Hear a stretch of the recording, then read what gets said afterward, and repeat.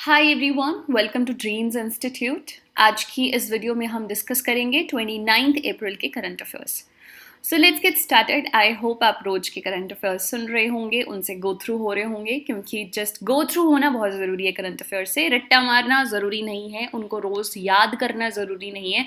Just go through them, ताकि exam से पहले जब आप उनको रिवाइज करो और याद करने की कोशिश करो तो बहुत सारे आप देखोगे कि आपको ऑलरेडी याद हैं। और बस यही तो करना होता है, पेपर में रिकॉल करना होता है कि आपने क्या पढ़ा है। तो बहुत सारे करंट अफेयर्स जब आप रिवाइज करने बैठोगे ना पेपर से एक हफ्ता पहले, तो आपको बहुत सारी चीज़ें याद होंगी। और जब आप उसे 2-4 बार और पढ़ोगे उस टाइम पर, तो आपको और बहुत सारे करंट अफेयर्स याद रह जाएंगे पेपर तक। तो चलिए स्टार्ट करते हैं आज के करंट अफेयर्स से। सबसे पहले हम बात करेंगे इकोनॉमिक रिव्यू की। तो गवर्नमेंट ऑफ इंडिया की तरफ से इकोनॉमिक रिव्यू आया है, मंथली इकोनॉमिक रिव्यू, जो कि हमारी इकोनॉमी की हेल्थ बताएगा हमें, which is very very important. यहाँ से कई कुछ चीज़ें जो हैं वो आपके लिए इंपॉर्टेंट होंगी। तो सबसे पहले तो देखिए, when reviewing the Indian economy's risk in monthly economic review which is released by the ministry of finance, government ने रिलीज किया है, तो ऑथेंटिक डेटा है। It was recommended that there is a need to be vigilant, मतलब आंखें रखनी है किसके ऊपर, against the potential risk such as geopolitical development. पूरी दुनिया में क्या डेवलपमेंट हो रही है, geopolitics is very very important. अगर दो कंट्रीज के बीच का जो रिलेशन है वो अच्छा नहीं है, उससे पूरी दुनिया अफेक्ट आ सकता है पूरी दुनिया के ऊपर। जैसे रशिया यूक्रेन देखो, दो कंट्रीज के बीच में प्रॉब्लम हुई जिसकी वजह से पूरी दुनिया अफेक्ट हुई। देन ग्लोबल फाइनेंशियल स्टेबिलिटी से डायरेक्टली हमारी इकोनॉमी जुड़ी होती है। हालांकि थोड़ा इफेक्ट पड़े या ज़्यादा इफेक्ट पड़े, लेकिन इफेक्ट पड़ता ज़रूर है। ड्रॉट कंडीशंस, सूखा जो है वो सिर्फ भारत को नहीं लेकिन पूरी दुनिया को इस टाइम तंग किया हुआ है ड्रॉट कंडीशंस ने, बिकॉज ऑफ एल नीनो।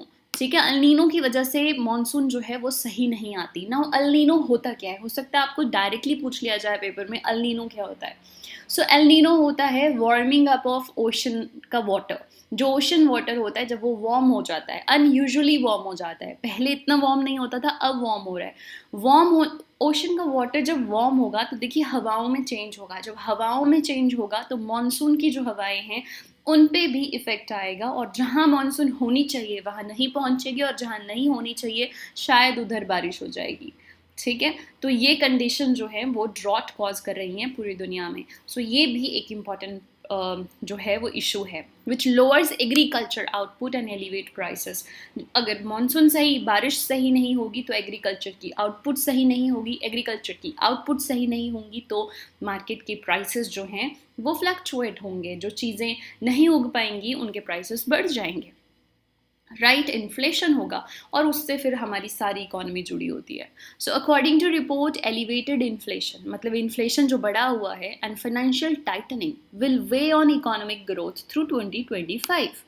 तो ये सब चीज़ें जो हैं, इन्फ्लेशन और फाइनेंशियल टाइटनिंग, ये अफेक्ट करेगी हमारी इकोनॉमी को 2025 तक। As per IMF, global growth is set to decline from 3.4% in 2022 to 2.8% in 2023। In short हमें पता चल रहा है कि 2022 से 23 में ग्लोबल ग्रोथ जो है वो और भी कम हो जाएगी। 3.4% से सिर्फ 2.8% ही ग्लोबल ग्रोथ हो पाएगी। तो ये है ग्लोबल ग्रोथ। उसमें से भारत जो है उस पर कितना स्लो डाउन आएगा वो हमारे लिए बहुत मैटर करता है। आगे भी यही रिपोर्ट है, India's inflation trajectory however may get influenced by volatile international crude oil market. अब देखो, भारत में तो ऑयल नहीं पैदा होता है ना, वहाँ पे हमारे पास तो ऑयल के कुएं, तेल के कुएं हैं नहीं, पेट्रोलियम के हम बाहर से इंपोर्ट करते हैं, है ना। और पूरी दुनिया में जब ये इंटरनेशनल क्रूड मार्केट जो है, यहाँ इसमें इन्फ्लेशन आ रहा है, मतलब प्राइसेस जो हैं क्रूड ऑयल के वो इंक्रीज हो रहे हैं, तो भारत को भी ज़्यादा पैसे देने पड़ेंगे। अगर प्राइसेस इंक्रीज होंगे हमारे पेट्रोल डीजल के, तो हमारी ट्रांसपोर्टेशन महंगी होगी। ट्रांसपोर्टेशन पे हमारा सारा का सारा व्यापार टिका होता है, तो हर व्यापार को वो अफेक्ट करेगा, है ना। So crude oil market remain volatile as OPEC countries decide to cut output from May 2023। OPEC countries हैं वो सभी कंट्रीज जो कि ऑयल प्रोड्यूस करती हैं, ये ऑयल प्रोड्यूसिंग कंपनीज हैं, कंट्रीज हैं। तो उन्होंने डिसाइड किया है कि वो 2023 से जो है वो कट करेंगी आउटपुट। वो कट क्यों करते हैं आउटपुट? अगर वो ज़्यादा तेल मार्केट में डालेंगे तो प्राइसेस कम होंगे। वो चाहते हैं कि ऑयल के प्राइसेस बढ़ें, इसलिए वो कम तेल प्रोड्यूस करेंगे सारी की सारी कंट्रीज़।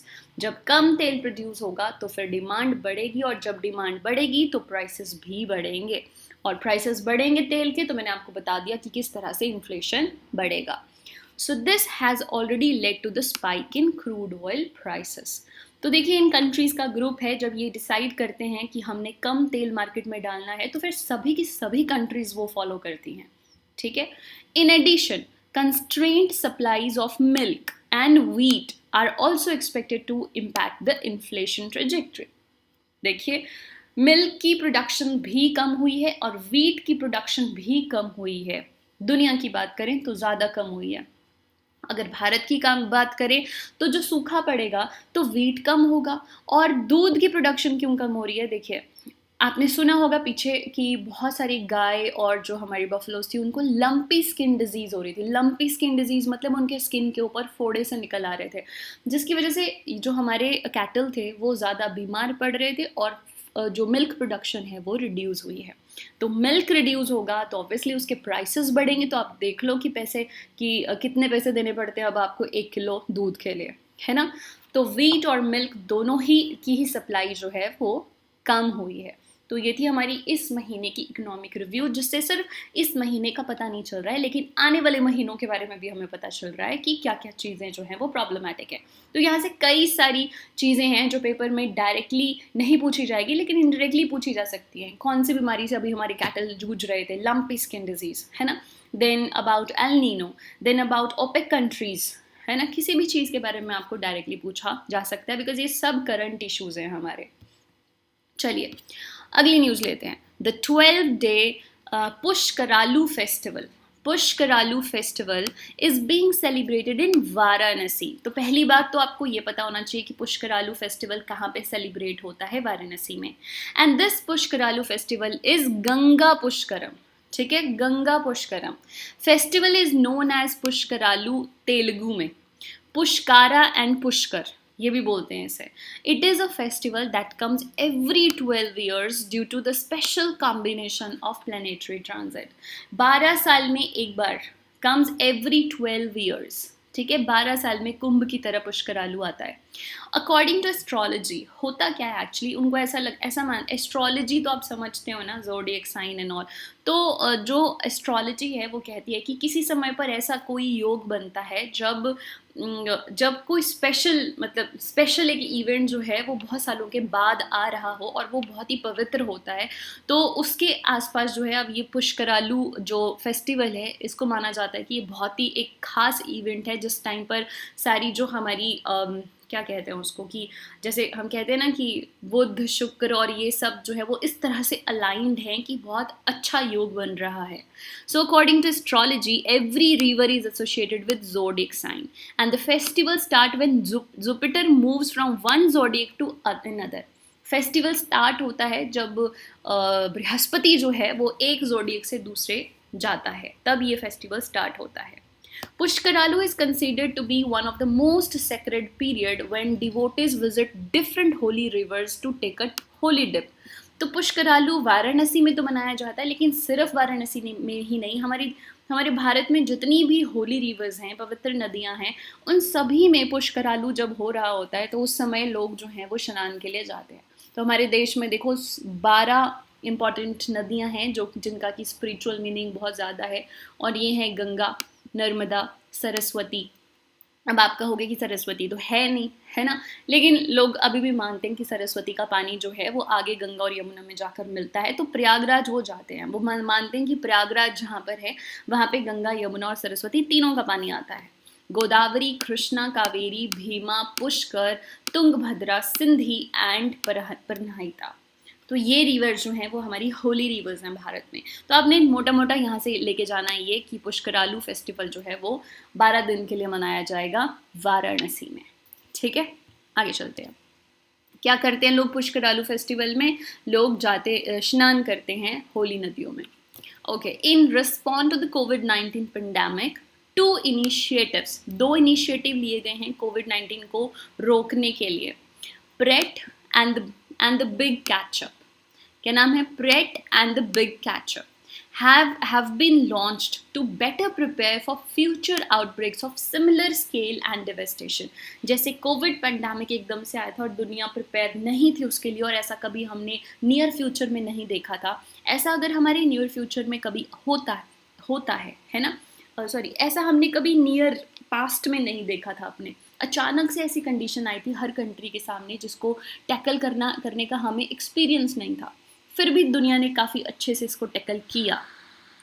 ऐसा आगे फिर ना हो कि हम अनप्रिपेयर्ड रहें, तो आगे अगर कभी भी कोविड-19 जैसा आउटब्रेक हो तो हम पहले से प्रिपेयर रहें। इसके लिए प्रेट और द बिग कैचअप ये जो है वो लॉन्च किया है, दो initiative.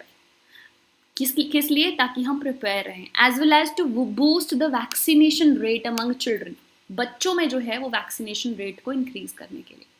The preparedness and resilience for emerging threat, parade का फुल फॉर्म क्या है, the preparedness and resilience for emerging threats initiative was launched by World Health Organization and operates under the aegis of International Health Regulation IHR के under operate करेगा, which is a critical international legal instrument for managing public health emergencies। तो देखिए WHO ने parade launch किया है। Parade की full form क्या है, the preparedness and resilience for emerging threats. हो सकता है पेपर में डायरेक्टली प्रेट की फुल फॉर्म आ जाए। और ये इनिशिएटिव किसने स्टार्ट किया है, ऐसा भी आ सकता है। तो ये इनिशिएटिव स्टार्ट किया है WHO ने। अब क्वेश्चन आ सकता है कि ये जो इनिशिएटिव है इसको इम्प्लीमेंट और मैनेज कौन करेगा। इसे करेगा IHR। IHR क्या है, इंटरनेशनल हेल्थ रेगुलेशंस, ठीक है, जिसके अंडर जो है ये रेगुलेट होती हैं ये सारी जो भी हम इम्प्लीमेंट करना चाहते हैं।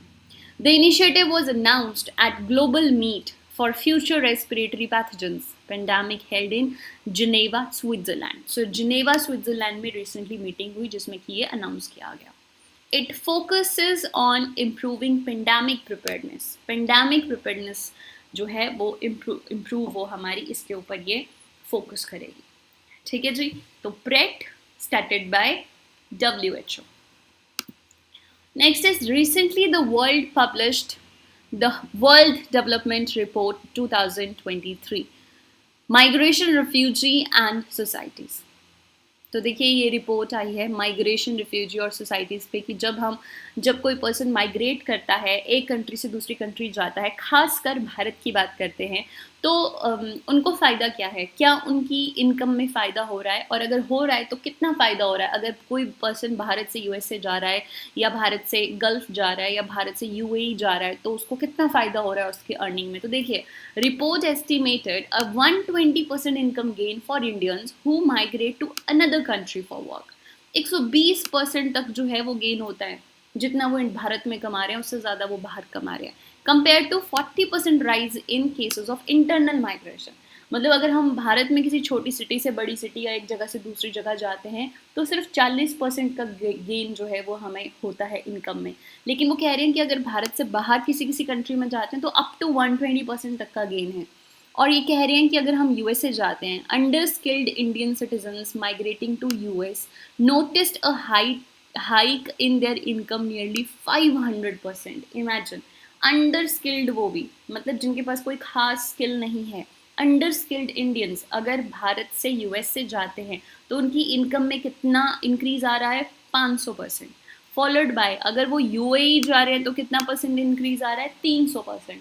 देखिए मैं एक चीज़ बता देती हूँ, USA एक डेवलप नेशन है, वहाँ पे छोटे छोटे काम करना, जैसे मान लो हमारे घर में मेड आती है या कोई क्लीन करने के लिए कोई आ रहा है, तो भारत में उसके इतने ज़्यादा पैसे नहीं दिए जाते, लेकिन वहाँ पे जैसे कोई प्लम्बिंग का वर्क कर रहा है, कोई इलेक्ट्रिशियन का वर्क कर रहा है, तो आप 100 रुपये में एक बल्ब, एक ट्यूब चेंज करा के ख़त्म करते हो, है ना। लेकिन यही काम अगर USA में करना है तो उसके ऑब्वियसली ज़्यादा पैसे मिलते हैं, इसलिए कहा अंडर स्किल्ड जो वर्कर्स हैं उनकी 500% तक जो है इनकम इंक्रीज हो जा रही है जब वो USA जा रहे हैं।